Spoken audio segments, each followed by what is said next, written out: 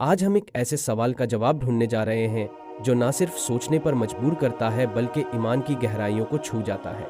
سوال ہے، سب سے حسین ایمان کس کا ہے؟ یہ سوال کسی عام شخص نے نہیں بلکہ خود رسول اللہ صلی اللہ علیہ وسلم نے اپنے عزیز اصحاب سے فرمایا۔ ایک روز رسول اللہ صلی اللہ علیہ وسلم نے اپنے صحابہ سے پوچھا، کیا تم جانتے ہو سب سے حسین ایمان کس کا ہے؟ صحابہ نے ادب اور محبت کے ساتھ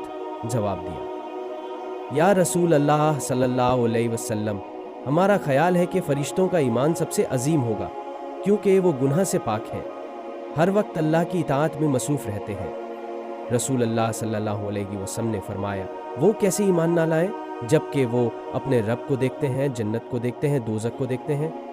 یعنی ان کا ایمان تو مشاہدہ پر مبنی ہے، اس میں تو کوئی ٹیسٹ نہیں، کوئی چیلنج نہیں، وہ اللہ کی قدرت کو سامنے دیکھتے ہیں، وہ کسی شک میں نہیں، کسی اندھیرے میں نہیں۔ پھر رسول اللہ صلی اللہ علیہ وسلم نے پھر سوال دہرایا، تو کیا تم جانتے ہو سب سے حسین ایمان کس کا ہے؟ صحابہ نے سوچا، پھر کہا، پھر انبیاء کا یا رسول اللہ، ان کا ایمان سب سے عظیم ہوگا۔ نبی کریم صلی اللہ علیہ وسلم نے فرمایا، وہ کیسے ایمان نہ لائیں جب ان پر وحی نازل ہوتی ہے، ان کا رب ان سے کلام کرتا ہے، یعنی ان کا ایمان بھی مشاہدہ اور یقین پر مبنی ہے، وحی، معجزات، رب کا پیغام، سب کچھ ان کے سامنے ہوتا ہے۔ پھر تیسری مرتبہ رسول اللہ صلی اللہ علیہ وسلم نے یہی سوال فرمایا، تو کیا تم جانتے ہو سب سے حسین ایمان کس کا ہے؟ اس دفعہ صحابہ نے خود کو عرض کیا، یا رسول اللہ، پھر ہم لوگ ہی ہوں گے، ہم نے آپ پر ایمان لایا ہے، آپ کے ساتھ جی رہے ہیں، آپ کی باتیں سن رہے ہیں، آپ کے معجزات دیکھے ہیں۔ نبی صلی اللہ علیہ وسلم مسکرائے اور فرمایا، تم کیسے ایمان نہ لاتے جب تم مجھے دیکھ رہے ہو، میرے ساتھ ہو، میری ہر بات تمہارے سامنے ہے، تم تو اپنے ایمان کو تصدیق سے دیکھتے ہو، یعنی تمہارا ایمان بھی مشاہدہ پر ہے، تم میرے ساتھ ہو، تم مجھے دیکھ رہے ہو، میرے معجزات دیکھ رہے ہو، تمہارا ایمان بھی سمجھ آتا ہے۔ پھر رسول اللہ صلی اللہ علیہ وسلم نے وہ جواب دیا جو آج ہمیں امید بھی دیتا ہے اور ذمہ داری بھی، سب سے حسین ایمان ان لوگوں کا ہے جو میرے بعد آئیں گے، مجھے دیکھیں گے نہیں، میرے معجزات نہیں دیکھیں گے، لیکن پھر بھی مجھ پر ایمان لائیں گے، مجھ سے محبت کریں گے، میری سنت پر چلنے کی کوشش کریں گے، وہ قرآن کو اللہ کا پیغام مانیں گے اور اس پر عمل کریں گے، ان لوگوں کا ایمان سب سے عظیم ہوگا۔ اور پھر نبی صلی اللہ علیہ وسلم نے فرمایا، وہ لوگ میرے بھائی ہیں جو مجھے دیکھے بغیر مجھ پر ایمان لائیں گے۔ ذرا سوچئے،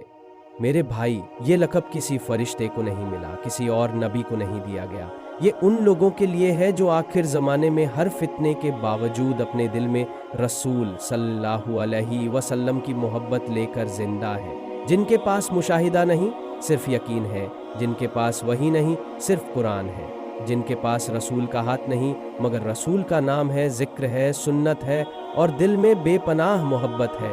ایسے لوگ نبی صلی اللہ علیہ وسلم کے بھائی ہیں۔ آج کا مسلمان ایمان کا بوجھ اٹھا رہا ہے، ایسے وقت میں جب ہر طرف شک، گمراہی اور نفرت ہے، پھر بھی جب ایک مسلمان اللہ کی طرف رجوع کرتا ہے تو وہ امتحان میں ہے اور اس کا ایمان سب سے عظیم ہے۔ قرآن میں بھی فرمایا گیا ہے، یہ کتاب ان لوگوں کے لیے ہے جو غیب پر ایمان لاتے ہیں، یعنی جن کی آنکھوں نے کچھ نہیں دیکھا لیکن دل نے سب کچھ تسلیم کیا۔ اور جب کوئی بندہ صرف اللہ کی رضا کے لیے ایمان لاتا ہے تو اللہ کے نزدیک وہ سب سے عظیم بن جاتا ہے۔